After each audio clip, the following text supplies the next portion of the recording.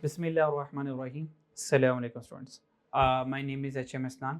So today we will discuss the topic which removed in the economics portion in the January 2026 economics BI portion. ठीक है. So जनवरी 26 में जो हमारा business economic insights का paper है और इसमें जो इकोनॉमिक्स का पोर्शन है, काफ़ी बच्चे ये मुझसे क्यूरीज पूछ रहे थे कि साहब इनमें से कौन कौन से टॉपिक जो हैं उसमें से डिलीट हो गया. एडिशन तो कुछ नहीं हुआ, सिर्फ डिलीशन ही हुई है. और बीआई के पोर्शन में बिजनेस में क्या चेंजिंग आई है और इकोनॉमिक्स में क्या चेंजिंग आई है. इकोनॉमिक्स में चेंजिंग थोड़ी सी कुछ ज़्यादा है तो वो डिस्कस करेंगे बाद में. आई2बी में चेंजिंग बड़ी कम है और आसान सी है, तो वो मैं आपसे डिस्कस कर लेता हूँ. ठीक है जी. अच्छा, वो चेंजिंग क्या है वो मैं आपको बताता हूँ. ये आई कैप का स्टडी टेक्स्ट का टेबल ऑफ कंटेंट है. तो पहले हमारे पास 10 चैप्टर हुआ करते थे, तो अब बस 1 से लेके 8 चैप्टर हैं. उन 8 चैप्टर में nature of business, ownership, organisation of business, source of business finance, information system, ethics, branding, marketing और ह्यूमन रिसोर्स स्ट्रेटजीज, ये 8 चैप्टर जो होंगे वो अब एग्जामिनेबल है. और ये अगर आप 8 चैप्टर तैयार करते हैं तो तकरीबन 50 मार्क्स का पेपर आपको इन 8 चैप्टर में से आएगा. यानी कि 25 MCQs आएंगे आपको यहाँ से. ठीक है. तो अगर इसका सिलेबस देखें ज़रा, अगर इसका सिलेबस भी देखें, जल्दी से मैं इसका सिलेबस भी दिखा दूँ, वहाँ से भी थोड़ा सा हमें आइडिया हो जाएगा. PRC3 किधर गया? हाँ, ये PRC3 आ गया. और PRC3 के ग्रिड में अगर आप ग्रिड देखें तो बिजनेस ऑपरेशन, बिजनेस फाइनेंस, ये आ गया ABC, ये ABC. ठीक है. तो ये 3 पार्ट बिजनेस की हैं और जो वेटेज है इसकी वो ये वाली है. ठीक है जी. 10 20 10 और 20 और ये 20. ठीक है. 10 ये भी 40, ये भी 40, ऑन एवरेज 50 नंबर यहाँ से आने हैं बिजनेस में से, और ऑन एवरेज 50 मार्क्स का पेपर हमें इकोनॉमिक्स में से देखने को मिलेगा. ठीक है. बराबर बराबर. तो यानी कि 25 MCQs हमें बिजनेस के पोर्शन में से आने वाले हैं और 25 MCQs जो हैं वो हमें इकोनॉमिक्स के पोर्शन में से आने वाले हैं. और इकोनॉमिक्स के पोर्शन की बात की जाए तो प्रिंसिपल और माइक्रो इकोनॉमिक्स ये बनते हैं चैप्टर नंबर 1 से लेके चैप्टर नंबर 4 तक. ये 4 चैप्टर बनते हैं और इन 4 चैप्टर में चेक करें 20 से 30. यानी कि इन 4 चैप्टर में अब यहाँ से पेपर पास करने की स्ट्रेटेजी भी साथ साथ आपको मैं बताऊंगा कि आप कैसे पेपर को पास कर सकते हैं. ठीक है. अगर आई कैप प्रोवाइडेड कि आई कैप अपनी ग्रिड को फॉलो करता है तो अगर आप ये पहले 4 चैप्टर करते हैं तो तकरीबन 20 से 25 एवरेज निकालें तो 25 नंबर यहाँ से आएंगे. कितने आएंगे जी? 25 नंबर यहाँ से आ सकते हैं आपके, ऑन एवरेज निकालें. तो अगर आप सारा बिजनेस का पोर्शन तैयार करते हो और इकोनॉमिक्स के पहले 4 चैप्टर करते हो, 8 और 4 कितने चैप्टर के? 12 चैप्टर, ये जो 12 चैप्टर्स होंगे, 12 चैप्टर आपको 75 मार्क्स तक ले जाएंगे. पेपर पास, खत्म कहानी. ठीक है जी. और उसके बाद इकोनॉमिक पॉलिसी एंड ट्रेंड में यहाँ पे हमारे पास जो फॉल करेंगे, जो चैप्टर फॉल करेंगे वो हमारे पास करेंगे जी, अभी बताता हूँ आपको.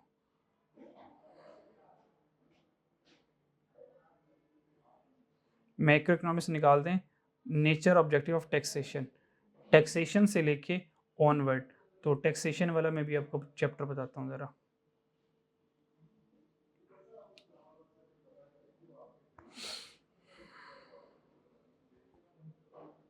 अच्छा जी, टैक्सेशन वाला चैप्टर आ गया इकोनॉमिक्स. ये बिजनेस वाला पोर्शन तो हो गया, इसमें तो 8 चैप्टर ही है ना. टैक्सेशन वाला चैप्टर आ गया जी, ये आ गया टैक्सेशन वाला चैप्टर. अच्छा जी, टैक्सेशन वाला चैप्टर स्टार्ट होता है पब्लिक फाइनेंस से. यानी कि ये चार चैप्टर है, 8 9 10 11. 8 9 10 11 ये 4 चैप्टर बनते हैं. ठीक है जी. वापस आए ज़रा.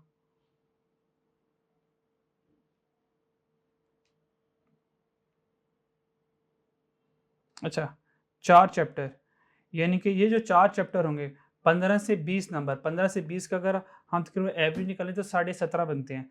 तो हमने कहा चलो 17 निकाल लेते हैं. तो अगर आखिर वाले 4 चैप्टर भी करते हैं तो 12 और 4 16 चैप्टर. ठीक है. तो ये 16 चैप्टर करेंगे तो तकरीबन आप 75 में 15 और ऐड करें, 90 मार्क्स का पेपर आराम सुकून से आपका हो जाता है, ठीक है।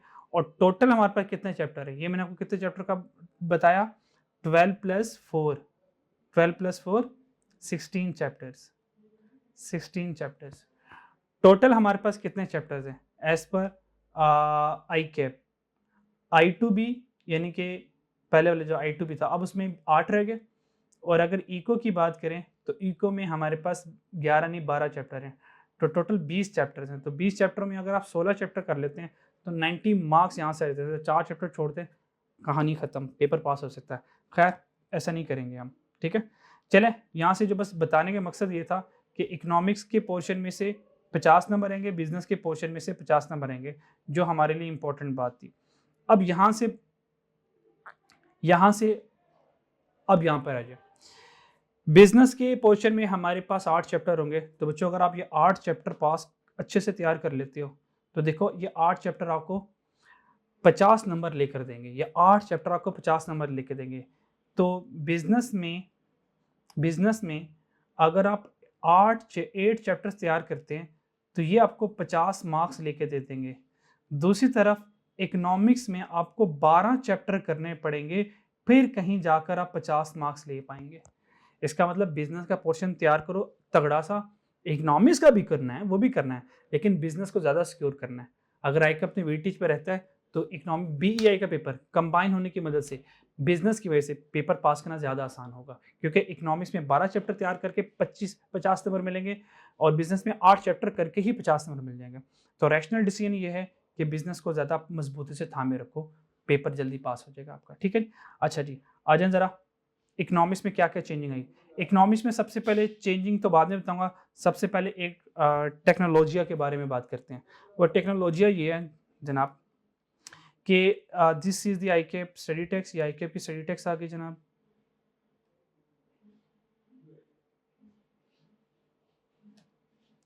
ये आई कैप की स्टडी टेक्स्ट आ गई हमारे पास। आई कैप स्टडी टेक्स्ट के अकॉर्डिंग देखें तो हमारे पास 11 चैप्टर हैं, 11 चैप्टर हैं। अगर 11 चैप्टर हैं और इस चैप्टर नंबर 5 को national income and national income determinant old scheme के अकॉर्डिंग ये 5 और 6 था।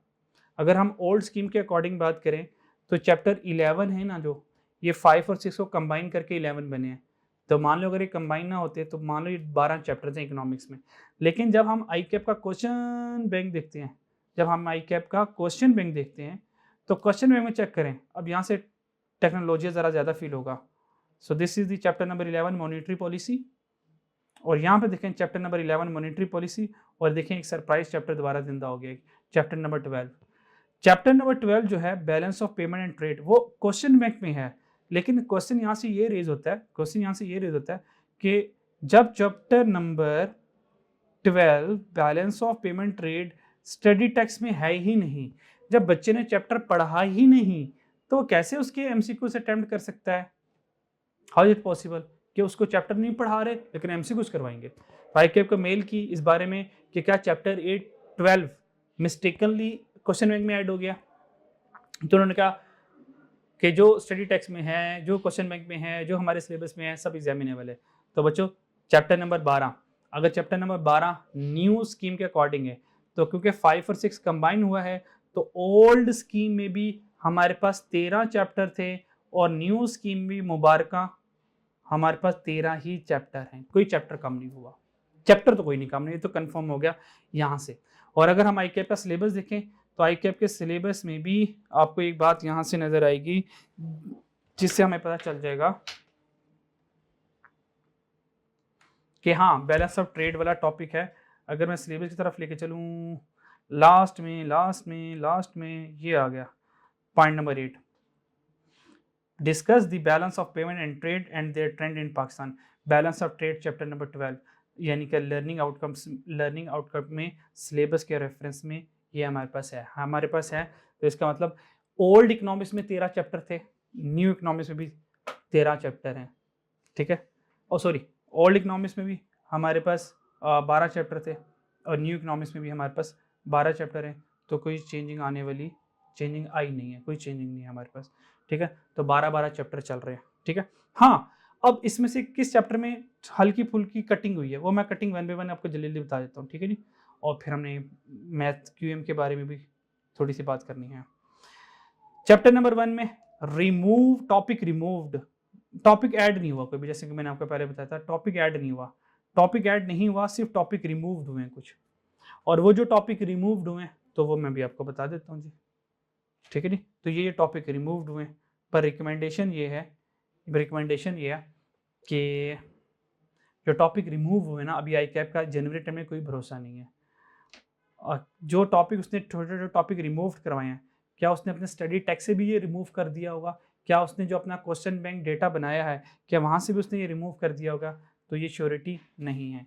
तो अगर ये श्योरिटी नहीं है तो रिकमेंडेशन यही है जनवरी अटेम्प्ट वालों, आई इकोनॉमिक्स में सिर्फ लास्ट वाला चैप्टर नंबर 12 जो होगा ना, बैलेंस ऑफ पेमेंट ट्रेड का आगे आता है सेकंड पार्ट एक्सचेंज रेट वाला, एक्सचेंज रेट और उसकी डिटर्मिनेशन और जे कर वाला, इन्वर्स ऑफ जे कर, आप ये सिर्फ छोड़ दो।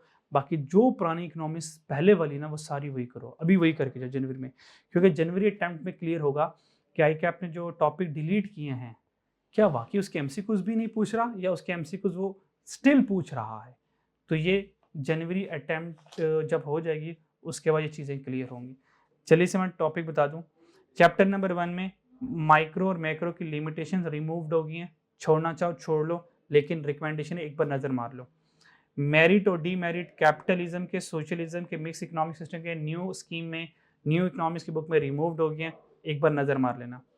चैप्टर नंबर 2 में कॉबवेब थ्योरी रिमूव हो गई है, ये थ्योरी भी रिमूव हुई है, इसके एमसीक्यूज भी रिमूव हुए हैं, तो ये तो दिल खोल के रिमूव कर सकती हो, कोई टेंशन नहीं है।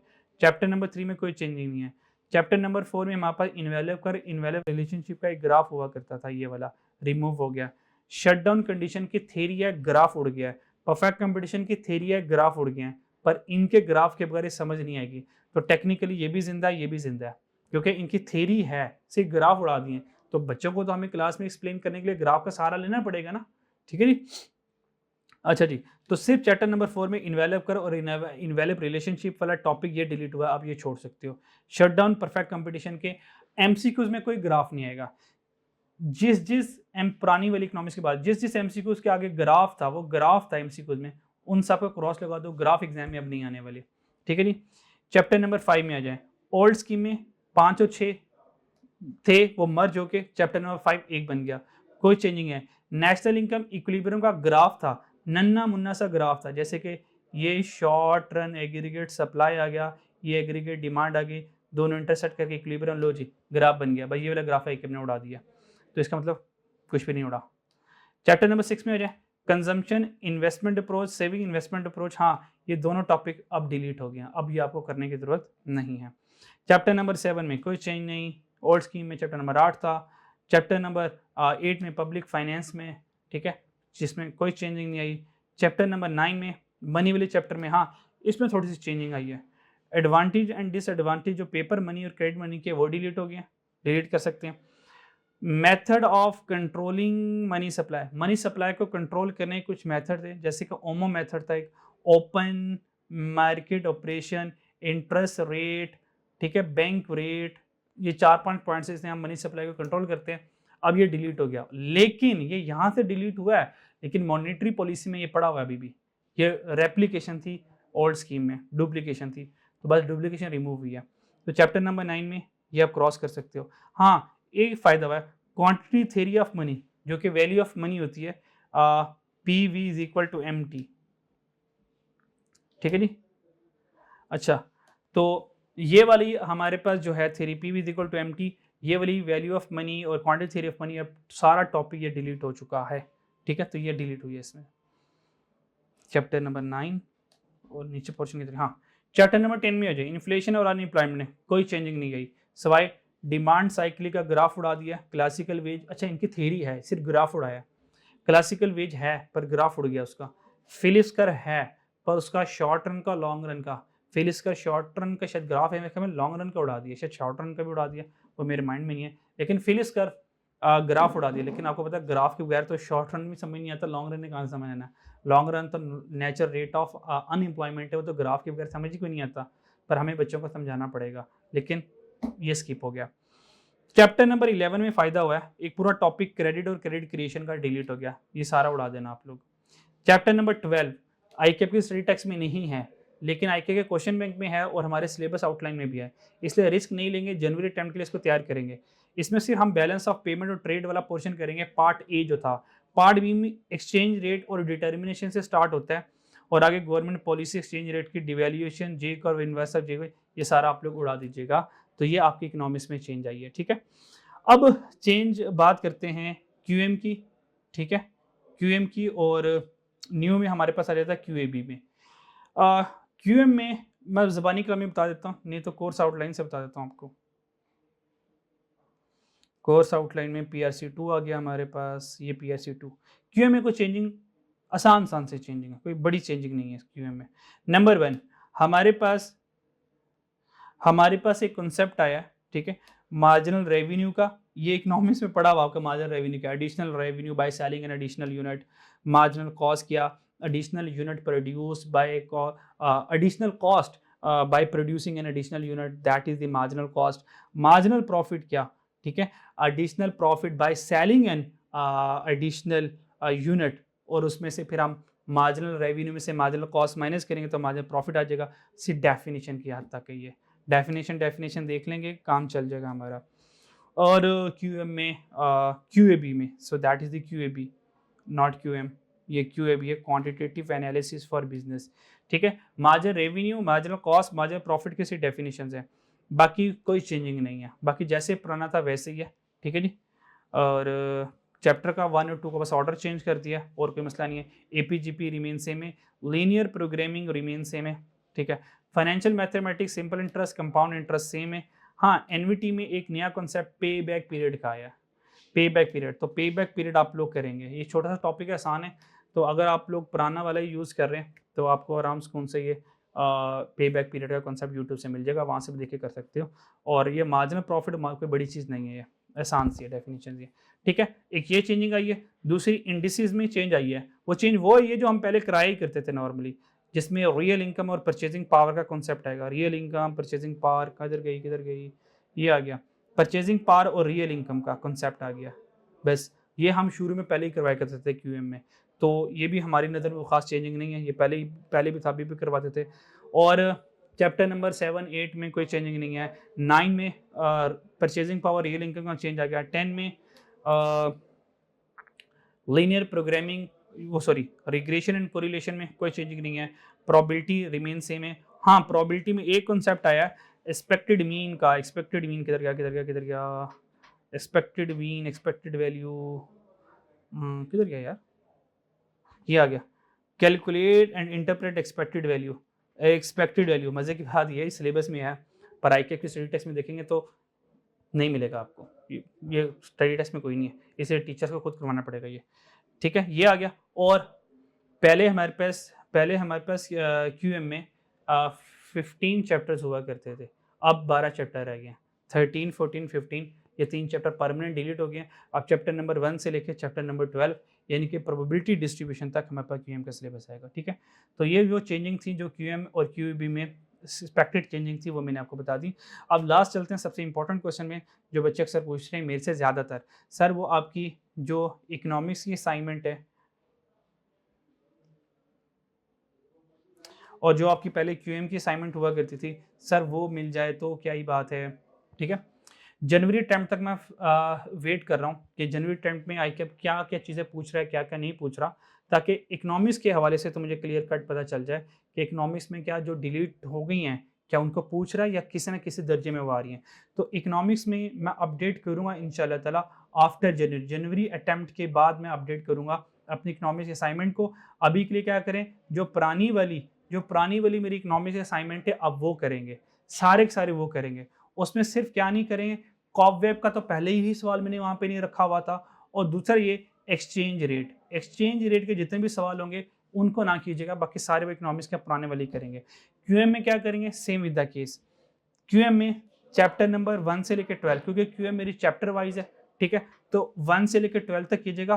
13, 14, 15 ये आप लोगों को करने की जरूरत नहीं है, ठीक है। लास्ट सवाल सबसे ज्यादा इंपॉर्टेंट, सर हमारा इको का पेपर पास है, बिजनेस फेल हो गया था, क्या जनवरी 10 में क्या मैं BIA कंबाइंड पेपर दूंगा या बिजनेस पोर्शन देंगे? अगर बच्चों आपका इको पास है और उसके बाद आपका बिजनेस फेल है, तो आप क्या करेंगे, न्यू स्कीम में जब आप पेपर एनरोल करेंगे, सिर्फ आपने बिजनेस पोर्शन को, सिर्फ आपने क्या करना है, बिजनेस पोर्शन को मार्क करना है, और आपके पास 25 क्वेश्चन आएंगे, 25 क्वेश्चन आएंगे, यानी कि 50 मार्क्स का आपको पेपर देना पड़ेगा। और वाइस वर्सा, जिसका बिजनेस पास इकोनॉमिक्स फेल है वो सिर्फ इकोनॉमिक्स के 25 एमसीक्यूज देगा। यानी कि मिक्स जिनका इंडिविजुअल पेपर है, जिन्होंने बिजनेस पोर्शन देना वो सिर्फ बिजनेस पोर्शन के एमसीक्यूज 25 आएंगे, जिन्होंने सिर्फ इकोनॉमिक्स देना उनको इकोनॉमिक्स आएगा। हाँ, जिन्होंने बिजनेस और इकोनॉमिक्स कंबाइन देना है, अब उनको बिजनेस और इकोनॉमिक्स के कंबाइन क्वेश्चन आएंगे। अब ये आप लोग बताइएगा कि आपको कंबाइन मिक्स होकर आए हैं या पहले बिजनेस पहले इकोनॉमिक्स, क्या सीन रहा, ये तो फिर आप लोग ही बता पाएंगे। ठीक है जी। तो ये जो डिस्कशन थी बच्चों, ये बच्चों ने व्हाट्सएप पर पूछ के बुरा हाल कर दिया था, तो मैंने कहा चले आपसे आकर एक डिस्कशन कर लें। ठीक है जी। तो इसके अकॉर्डिंग अपनी तैयारी कीजिएगा, अल्लाह ने चाहते इंशाल्लाह ताला आप पास हो जाएगा। अपना ख्याल रखिएगा, अल्लाह हाफिज़।